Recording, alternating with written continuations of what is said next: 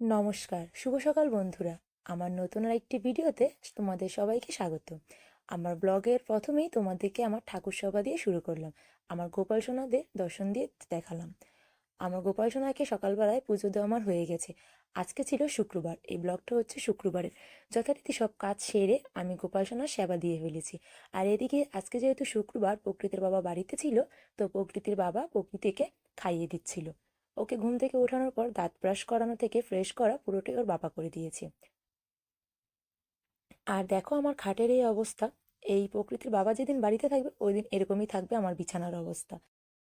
যেহেতু ও ঘুম থেকে দেরি করে উঠবে, আর তাই বিছানা তুলতে পারি না, বাকি সব কাজ করে ঘর ঝাড়ু দিয়ে ঘর মুছে দুয়ার বাইরে বাইরে জল টল দিয়ে তারপর আমি স্নান টান করে, অবশ্য স্নান করার আগে আমি রুটি বানিয়ে রেখেছিলাম। আর আজকে এই রুটির সাথে করেছিলাম আলু কুচি কুচি করে আলু দিয়ে টমেটো দিয়ে, আর হচ্ছে ডিম দিয়ে একটা নর্মাল ভাজি, ওর সাথে দিয়েছিলাম ম্যাগি মশলা। তো ওদের সবার খাওয়া দাওয়া হয়ে গেছে, দেবরও সকালবেলা খেয়ে গেছে। তো এখন আমি বসে বসে খাচ্ছি। তো ভাবলাম বাইরে বসে বসে খাই, আমার সব সময় দুয়ারে বসে খেতে অনেক ভালো লাগে। তো খেতে খেতে ভাবছিলাম এখন আমাকে কি কি কাজ গোছাতে হবে। খাওয়ার আগে মানে আমি খেতে বসার আগে আমি মাছ ভিজিয়ে রেখে এসেছি। প্রকৃতির বাবা রায়পুরে অনেকগুলো ছোট মাছ কিনেছিল, মলা মাছ আর হচ্ছে পুঁটি মাছ। প্রকৃতির বাবার পুঁটি মাছ অনেক পছন্দ, যখনই দেখবে তখনই কিনে রাখবে। তো মাছগুলো যেহেতু কিনে ফ্রিজে রাখা হয়েছে, আবার নিয়ে আসছে জার্নি করে, আবার এনেও ফ্রিজে রেখেছি, সবকিছু মিলিয়ে মাছগুলো নরম হয়ে গেছে। তো মাছ কাটতে গিয়ে আমার মেজাজ তো হাইপার। আর সবসময় আমার গুড়া মাছ কাটতে গেলে খুব মেজাজ গরম হয়। প্রকৃতির বাবাকে আমি এটাই বলছিলাম যে মুড খারাপ করার জন্য এরকম এক ব্যাগ ছোট মাছই যথেষ্ট। আমার সবসময় এমনকি প্রতিবারই প্রকৃতির বাবার সাথে, এইবারও প্রকৃতির বাবার সাথে এটা নিয়ে আমার ঝগড়া হচ্ছিল। আমার খুব কষ্ট লাগে ছোট মাছ কাটতে, মানে বিরক্ত লেগে যায়। তার উপর যদি হয় এরকম নরম। আর পুঁটি মাছের তো আইস ছাড়ানোই যাচ্ছে না। ভাগ্য ভালো যে আমি মলা আর পুঁটি দুইটাই একসাথে ভিজাইনি। দুইটা নিয়েছিলাম, পরে দেখি অনেকগুলো গুড়া মাছ, এগুলো কেটে শেষ করতে পারবো না, আর রান্নাও করতে পারবো না। আর আজকে মাছ রান্না করবো, মাংসও রান্না করবো। প্রকৃতির বাবা যেহেতু বাড়িতে থাকে না, তো ছোট মাছ আমার একার জন্য তেমন রান্না হয় না, প্রকৃতি খেতে পারে না। তাই ভাবলাম ও যেহেতু এনেছে শখ করে মাছগুলো, তো একটু মাছও রান্না করে দিব। আর আজকে রান্না করব মাংস। কিছুদিন আগে দেবর মাংস এনেছিল, কিছুটা রেঁধেছিলাম আর কিছুটা রেখে দিয়েছিলাম। কিছুটা বলতে অল্পটাই মানে রান্না করছিলাম, আর বেশিটাই রেখে রেখে দিছিলাম। তো আজকে মাংসের সাথে আর পোলাও রান্না করবো। প্রকৃতি ঘুম থেকে উঠে বলতেছে, মা কেমন যেন পোলাও পোলাওর গন্ধ আসছে। তো আমি বললাম, তোমার কি খেতে ইচ্ছা করে? বলতেছে হ্যাঁ। তো প্রকৃতির বাবাকে বললাম, তুমি যে এবার মুদি বাজারে এনেছো, এখানে পোলাওর চাল আনোনি, তো যাও নিয়ে আসো চাল, ওকে রান্না করে দিই, তুমিও বাড়িতে আছো। দেখো আমার রান্না বান্না কিন্তু কমপ্লিট। এই যে দেখো মাংসের কালারটা, ওই দিন মাংসটা খেতে অনেক টেস্ট হয়েছে, অনেক মজা হয়েছে। আর আমার রান্না যেমনই হোক, প্রকৃতি সবসময় বলবে মা তোমার রান্না অনেক টেস্ট। আর এই যে পুঁটি মাছ ওর বাবাকে একটু ভুনা করে দিয়েছি, একটু সালাদ কেটে নিয়েছি, আর হচ্ছে এই দেখো এরকম করে মচমচা ভাজি করে দিয়েছি। এরকম ভাজি প্রকৃতির আবার অনেক পছন্দ। আর এই যে দেখো এক পাতিল পোলাও, এক পাতিল তো না, পাতিলের নিচে পড়ে আছে। তো পোলাওটা আজকে অনেক টেস্ট হয়েছিল। তো এখন সবাইকে খাবার বেড়ে দিব। মাছ কেটে রান্না বান্না করে আসতে আসতে আমার তিনটা, প্রায় তিনটার কাছাকাছি বেজে গেছে। তো এখন সবাইকে খাবার দিব। সবকিছু গুছিয়ে রেখে এসেছি, যেমন ধরো রান্না করেছি, থাল বাসন মেজে, তারপর খাবার জল এনেছি ডিপ থেকে গিয়ে, তারপর খাবার দিতে সবাইকে বসেছি। দেবরও স্নান টান করে এসে বসে আছে, প্রকৃতি অনেকক্ষণ আগে স্নান করেছে। আর প্রকৃতির বাবা বাড়িতে থাকলে প্রকৃতির স্নানের ঝামেলা আমার থাকে না। প্রকৃতির বাবা স্নান টান করিয়ে দিয়ে জামা কাপড় পরিয়ে দিয়েছে। ছেলে মানুষ যতটুকু পারে ততটুকুই অনেক। দেখো প্রকৃতিকে খেতে ডাকছি, ও কতগুলো খেলনা নিয়ে আসছে, ওনাকে খেলনা নিয়ে বসে বসে খাবে। যাই হোক, আগে দেবরেরটা বেড়ে দিচ্ছি, কারণ ও তো খেয়ে আবার দোকানে চলে যাবে। তো প্রকৃতির বাবার তো আজকে ছুটি, অফ ডে। শুক্র শনি দুই দিনই প্রকৃতির বাবার অফ ডে। প্রকৃতির বাবার শনিবারও থাকবে, রবিবারে সকালে অফিসে যাবে। আর এদিকে আগে দেবরকে বেড়ে দিয়ে তারপর প্রকৃতিকে খাওয়াবো। আর প্রকৃতিকে মাংস খেতে দিলে সবসময় ওর জন্য একটা রান রাখতে হবে। মাংসের রান ওর খুব পছন্দ। তো ওর জন্য রানটা রেখেছি। এর আগে যে মাংস রান্না করেছিলাম তখন এক পিস দিয়েছি, আর আজকে এক পিস। তো দেবরকে বললাম এখানেই বসে দাও, সবাই মিলে একসাথে খাই। আমাদের বাসায় যখন ভালো মন্দ রান্না করা হয়, যখন শাশুড়ি মাও বাড়িতে থাকতো, মা, আমি, অনিক, প্রকৃতির বাবা, প্রকৃতি, আমরা সবাই এরকম একসাথে বসে খাই। আর নয়তো এমনিতে দেখা গেছে আমি হাতে নিয়ে চেয়ারে বসে খেয়ে নিই, বা দেবর দেখা গেছে খাটে বসে, মানে বিছানায় টিভি রুমে বিছানায় বসে টিভি দেখতে দেখতে খায়, মাও হাতে নিয়ে খেয়ে নেয়, মা কখনো বা আমি আর মা বাইরে দুয়ারে বসে খাই, এরকম ভাবে খাওয়া হয়। খুব কম টাইম এভাবে খাওয়া হয়। আর সবসময় যখন ভালো মন্দ রান্না করা হয়, যেমন খিচুড়ি, বিরিয়ানি, মাংস, বা ভালো কিছু আনকমন আইটেম, তখন এভাবে সবাই বসে মাটিতে সবার সবকিছু একসাথে নিয়ে আসি, সবাই বসে একসাথে খাই। তো ওদেরকে খাওয়াচ্ছিলাম আর প্রকৃতিকে জিজ্ঞেস করছিলাম কেমন হয়েছে। প্রকৃতি তো সবসময় বলবে মা তোমার রান্না অনেক ইয়াম্মি, অনেক মজা হয়েছে। কিন্তু প্রকৃতির বাবা কখনোই বলবে না যে রান্নাটা ভালো হয়েছে। রান্না যদি সবাই ভালোও বলে প্রকৃতির বাবা ঠিকই রান্নাতে খুঁত ধরবে। তো দেখো রান্না বান্না শেষ করে খাওয়া দাওয়া শেষ করে তারপর একটু ঘুমালাম, ঘুম থেকে করে টিউশন পড়ালাম। আর এই যে আমার বিকালের টাইমের একটু ব্যস্ততা, তোমাদের সাথে তো মানে এর আগের ব্লগে তো শেয়ারই করেছিলাম যে আমার বিকাল টাইমটা একটু ব্যস্ততা দিয়ে যায়। তো ওদেরকে টিউশন পড়ানোর ওদেরকে ছুটি দেওয়ার পর প্রায় সন্ধ্যা লেগে যায়। তাই এই জন্য তাড়াহুড়া করে বিছানাটা ঝেড়ে নিচ্ছি, ঘর বারান্দা ঝাড়ু দিব, বাইরে জল দিব, সন্ধ্যাবাতি দিব, কাজের শেষ নেই। আর প্রকৃতির বাবা প্রকৃতিকে নিয়ে ঘুরতে গেছে। প্রকৃতি যেহেতু বাবা বাড়িতে থাকে না, বাড়িতে যখন থাকতো তখন প্রায় ওকে নিয়ে শুক্র শনিবার ঘুরতে যেত। এখন যখন বাড়িতে থাকে না তাই প্রায় সময় মানে যখন শুক্র শনিবার বাড়িতে আসে তখন ওকে নিয়ে একটু ঘুরতে যায় আমাদের এখানে নদীর পাড়ে।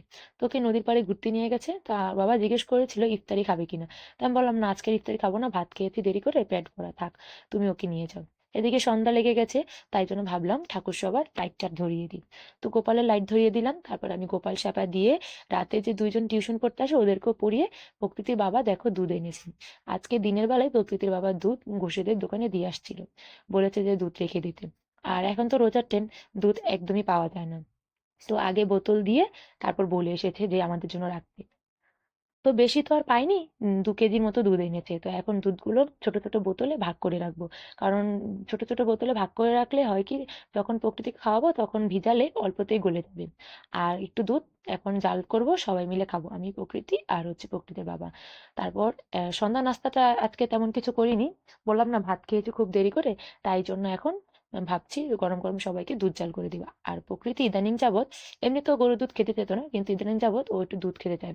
বলে না যখন যেটা না থাকে তখন ওইটার মানে খেয়ে খাওয়ার জন্য বাচ্চাদের বায়না। তো ওর বাবা বললাম দোকানে গিয়ে বলে এসেছে তো আমাদের জন্য রাখার জন্য। তো 2 কেজি দুধ রেখেছে, এখন ভাবলাম বকুদিকে এখন জাল দিয়ে দিই আর বাকিটা ফ্রিজে রেখে দিব। তারপর গিয়ে ও আজকে আবার প্রকৃতির বাবা বেলও এনেছিল। ভেবে বলেছিল দুধ দিয়ে বেল দিয়ে শরবত করো। তো বললাম আজকে তো আমরা আনারস খেয়েছি, থাক আজকে আর বেল দিয়ে শরবত করবো না, কালকে করে দিব, আজকে শুধু দুধই খাও। তো প্রকৃতির জন্য আর আমার জন্য আর বাবার জন্য এখন দুধ জাল বসিয়েও দিয়েছি আমি। দুধটা ফ্রিজে থাকলে মাঝে মাঝে হয় কি প্রকৃতিকে সন্ধ্যায় নুডলসের পরিবর্তে দুধ দিয়ে একটু সেমুই দিয়েও রান্না করে দিতে পারি, তাহলে প্রকৃতি খায়, ওর একটা সন্ধ্যার নাস্তা হয়ে যায়। এই দেখো দুধ আমি বসাবো এখন জালে, তারপর দুধ নিয়ে আমি প্রকৃতি প্রকৃতি বাবা একসাথে বসে খাবো।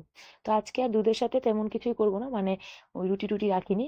প্রায় সময় প্রকৃতি বাবা পাউরুটি আনে তখন। তো প্রকৃতির বাবা দেখো ডিমও এনে রেখেছে। তোমাদেরকে তো গত ব্লগে বলেছিলামই যে ডিম আনতে গিয়ে একসাথে 1 ডজন ডিম গুঁড়ো করে ফেলেছে।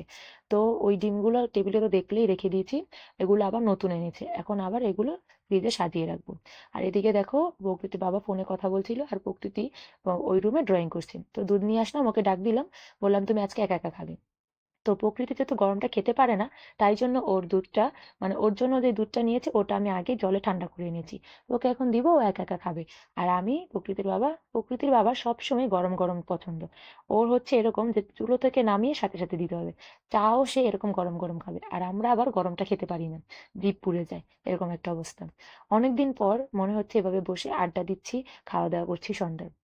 আর যখন মা থাকতো বাড়িতে তখন সন্ধ্যাবেলা কিছু না কিছু মানে খাওয়া দাওয়ার আইটেমে থাকতোই, কিছু না কিছু করতাম, কিছু না করলেও দেখা গেছে মুড়ি চানাচুর বা শুকনো আইটেমের খাবার খেতাম। যেহেতু বাসায় একা একা, একা একা খেতেও ভালো লাগে না, প্রায় সময় সন্ধ্যায় আর তেমন নাস্তা করি না।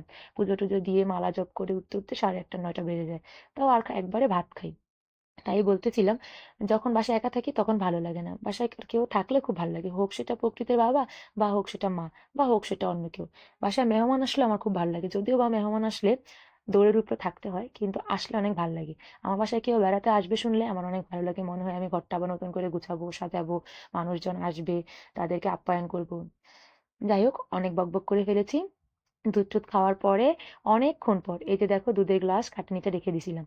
তো এখন ঘুমানোর সময় মনে হয়েছে এখন তো জুতো এগুলা উপর করে না রাখি তাহলে ইঁদুরে ঘাটবে, তাই জন্য উপর করে রাখলাম। আর আমাদের কিন্তু রাতের খাওয়া দাওয়া হয়ে গেছে, অল্প ভাত রান্না করেছিলাম, দুপুরের পোলাও ছিল, তো দেবর পোলাও খেয়েছে মাংস দিয়ে, আর আমরা গরম ভাত খেয়েছি।